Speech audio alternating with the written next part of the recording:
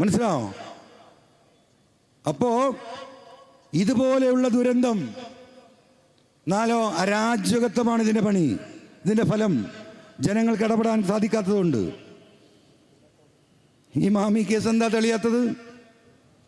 1 മാസം എന്നെ ഏൽപ്പിച്ചെന്ന് ഞാൻ തെളിയിച്ചത്. ഒറ്റ മാസം, 1 മാസം 15 ദിവസം കൊണ്ട് തെളിയിച്ചു കൊടുക്കുക. 2 പോലീസുകാരൻ്റെ കൂടെ വിട്ടാൽ മതി. അത് 4 ആളെ പിടിച്ച് 2 പറയുന്നില്ല, 13, 14 മാസം, 13ാമത്തെ മാസം കിടക്കുക. ഇപ്പോഴും അന്വേഷണം എവിടെ എത്തിയിട്ടില്ല. നാളെ അവിടെ വിശദീകരിക്കേണ്ട, അതുകൊണ്ട് ഇവിടെ സമയം കളയുന്നില്ല. ഇപ്പം പണി എന്താ അറിയാം നിങ്ങൾക്ക്? ഈ ADGPക്ക് ചുരുക്കി 2-3 മിനിറ്റിൽ അവസാനിപ്പിക്കാം. വെള്ളം കൊണ്ട് 2-3 മിനിറ്റിൽ അവസാനിപ്പിക്കാം. ഈ മാമി എന്ന് പറയുന്നത് ഇപ്പം നമുക്കെല്ലാവർക്കും പരിചയമില്ലാണ് എടക്കര സുലൈമാൻ. കേരളത്തിലെ ഒരുവിധം ഭൂമി സംബന്ധമായ എല്ലാവർക്കും അറിയും. നല്ല റിയൽ എസ്റ്റേറ്റ് ചെയ്യുന്ന ആളാണ്. എടക്കര സുലൈമാനും കുറച്ചും കൂടി മേലെയാണ് മാമി. മാമിക്ക് ഫിക്സഡ് ആയിട്ട് ഒരുപാട് മുതലാളിമാരുണ്ട് ഈ മലബാറിൽ. ഒക്കെ NRIs. ഏറ്റവും ചുരുങ്ങിയ കച്ചവടം ഒരു 2-3 കോടിയാണ്. അത് 100-50 കോടിക്ക് മേലെയും ചെയ്യുന്നുണ്ട്. എല്ലാവർക്കും ഈ ചങ്ങാതിയെ വിശ്വാസമാണ്. അപ്പോൾ മാമി പറഞ്ഞ അതാ വില. അപ്പോൾ ചിലർ മാമിയെ എന്തെങ്കിലും ഒരു മാർജിൻ ഇട്ടിട്ട് തന്നോന്ന് പറയും. ഇപ്പോൾ സെൻറ്റിന് ഒരു 10 ലക്ഷം ആണെങ്കിൽ മാമി അതൊരു 11 ലക്ഷത്തിന് കൊടുക്കും. ഇവരറിവോട് കൂടി തന്നെ വാങ്ങുന്ന ആളുകളോട്. കാരണം എന്താ വെച്ചാൽ ഒരു 10 സെൻറ്റ് വാങ്ങുമ്പോൾ ഈ വാങ്ങുന്നതിനെ സംബന്ധിച്ച് പിന്നെ അതിൻ്റെ പിന്നാലെ നടക്കണ്ട. സെൻറ്റിന് 1 ലക്ഷം കൊടുത്താൽ ബാക്കിയെല്ലാം മാമി ആയിക്കോളും. നിങ്ങൾക്ക് ബുദ്ധിമുട്ടുണ്ടെങ്കിൽ നിർത്തട്ടോ. അല്ല, ഈ ചങ്ങായിക്ക് പിരാന്തായി നടക്കുന്നതെന്ന് വിചാരിക്കണ്ട. അതുകൊണ്ട് ചോദിച്ചാൽ അപ്പോൾ മാമിയുടെ ഒരു സ്റ്റൈൽ ഇതാണ്. അപ്പം ഞാൻ ഈ പറയുന്ന കാര്യങ്ങളൊക്കെ അന്വേഷിച്ചപ്പോൾ എത്തിയപ്പോൾ എന്താ സംഭവിച്ചാൽ, ചിലതിൽ മാമി പറയും 10 ലക്ഷം കേട്ടോ വില, 11, ഇപ്പോൾ 11 ലക്ഷം. ഇത് നാട്ടിൽ നടക്കുന്നൊരു കച്ചവട രീതി. അപ്പുറത്ത് 1 ലക്ഷം ഉണ്ടാവും ചിലപ്പോൾ. അപ്പോൾ ചില കേസുകളിൽ മാമി അമിതമായ ലാഭം എടുത്തു എന്നുള്ള ചില്ലറ വിഷയങ്ങൾ ഉണ്ടായിട്ടുണ്ട്. അപ്പം ഇതിങ്ങനെ നടക്കുകയാണ്. അപ്പോൾ ഞാൻ ഈ പറഞ്ഞ പ്രമാണിമാരാണ് ഈ ലിസ്റ്റിൽ. ഇതിൽ ADGP അജിത് കുമാർ ഈ കൊലക്ക് പിന്നിൽ നേരിട്ട് ഇടപെട്ടിട്ടുണ്ടോ എന്നുള്ളത് അന്വേഷണത്തിൽ തെളിയോ? ഞാനത് അന്വേഷിക്കണം എന്നാണ് പറഞ്ഞത്. പക്ഷെ വേറൊരു കാര്യമുണ്ട്. എന്താ കാര്യം എന്നറിയാം നിങ്ങൾക്ക്? ഈ മാമിൻ്റെ ഡീറ്റെയിൽസ് കൊണ്ട് പരിശോധിച്ച് നോക്കിയാൽ ഒരു 100 കോടിക്ക് മേലെ ആസ്തിയുള്ള ഒരു 10-100 ചില ആളുണ്ടാവും, അല്ലെങ്കിൽ 200 ആളുണ്ടാവും. വിദേശി മലയാളികൾ, തമിഴ്നാട്ടിലവരൊക്കെ. ഇപ്പം ഇവരൊക്കെ ഇങ്ങനെ വിളിപ്പിക്കുക കുറേ കാലമായിട്ട്.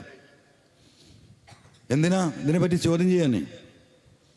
ഒരു വിളിക്കും, നാളെയും വരണം എന്ന് പറയും. സ്വകാര്യമായിട്ടാണ്, ഗസ്റ്റ് ഹൗസിലും അവിടെയും വേണ്ടിയൊക്കെയാണ്. അതൊന്നും ഇവിടുത്തെ പോലീസേ അറിയില്ല കേട്ടോ. ഒരു പോലീസും അറിയില്ല. നിങ്ങളെന്താ പണി?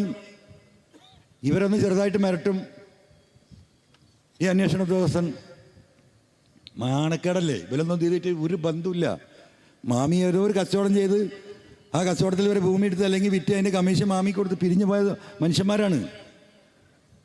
അപ്പം 2ാമത് വട്ടം വിളിക്കുന്നതോട് കൂടിയിട്ട് എന്തായി? പിന്നെയും വിളിപ്പിക്കും, നാട്ടിൽ ഇതറിയും, മാനക്കേടാകും. അപ്പം എന്താണ്? എങ്ങനെയെങ്കിലും ഒന്ന് ഒഴിവായി തരണം. ഞാനില്ലല്ലോ ഇതിൽ സാറേ, രക്ഷപ്പെടുത്തി തരണം, മാനക്കേടാണ്.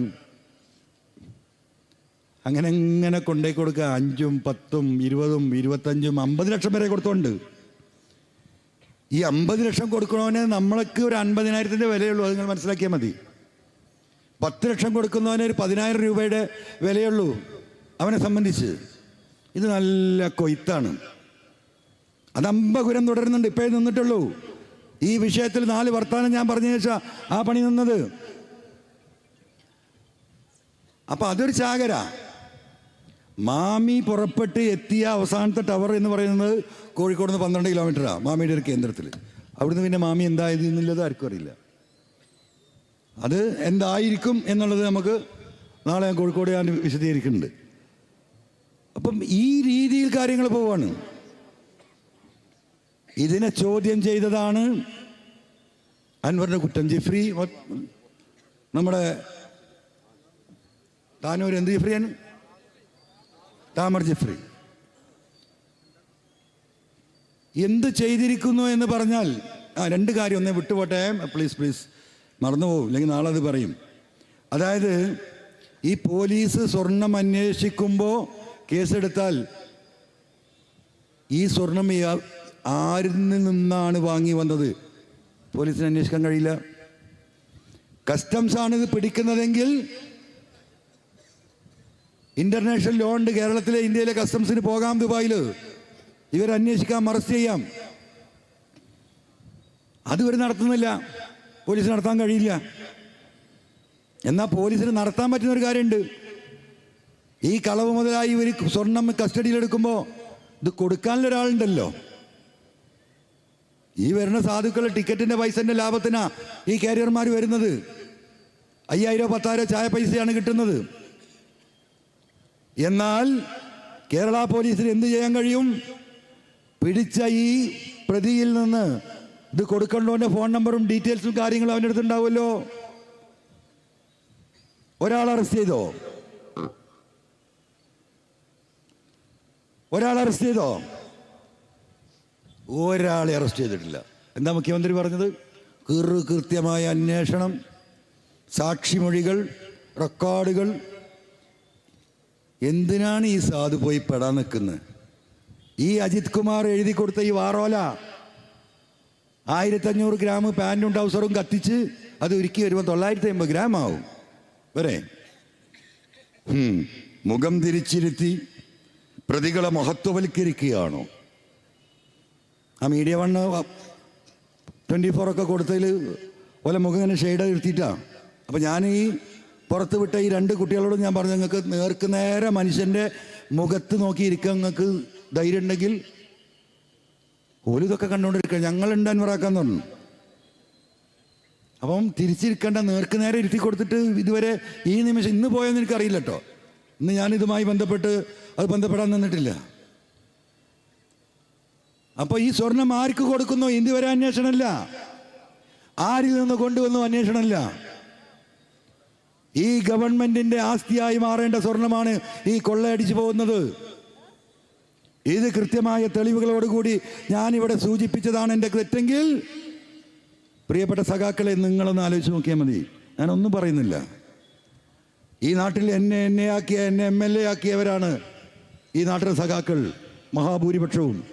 രാപ്പകലില്ലാതെ അധ്വാനിച്ചവരാണ്. ഞാൻ മറക്കൂല. നിങ്ങൾ കാല് വെട്ടാൻ വന്നാലും ആ കാല് നിങ്ങൾ കൊണ്ടുപോയാൽ ഞാനൊരു വീൽ ചെയറിൽ ഇങ്ങനെ വരും, മനസ്സിലായോ? അതുകൊണ്ടൊന്നും ഇവിടെ നിന്നൊന്നും പിന്തിരിയുമെന്ന് ആരും കരുതണ്ട. വെടിവെച്ച് കൊല്ലേണ്ടി വരും. പറ്റുമെങ്കിൽ ചെയ്യ്, അല്ലെങ്കിൽ ജയിലിൽ അടക്കേണ്ടി വരും. പലതും വരുന്നുണ്ടല്ലോ. ഞാനേതായാലും അതിനെ ഒരുങ്ങി നിൽക്കുക. ഇന്നിപ്പോൾ ആ വാർത്ത വന്നപ്പോൾ ഞാൻ നമ്മളെ വേണ്ടപ്പെട്ടവരോട് പറഞ്ഞു, സിഗരറ്റ് നിങ്ങൾ കൊടുത്തു തരണം കേട്ടോ, ജയിലിൽ നിൽക്കുന്ന അവിടെ കിട്ടൂല. ഞാൻ ഇടയ്ക്ക് സിഗരറ്റ് വലിക്കലുണ്ട്. അത് മാത്രം നിങ്ങൾ ചെയ്തു തന്നാൽ മതി. അപ്പം ഞാൻ ഓരോ ദിവസവും ഓരോ മണിക്കൂറിലും തയ്യാറെടുക്കുക. എൻ്റെ വായ ഞാൻ ഈ പറഞ്ഞവിടത്ത് നിൽക്കുകയാണ്. ഇപ്പം ഈ പറഞ്ഞിരിക്കുന്ന 3-4 സ്വർണ്ണക്കള്ളക്കടത്തും, മാമി കേസും, റിദാൻ കേസും, താനൂർ കേസും,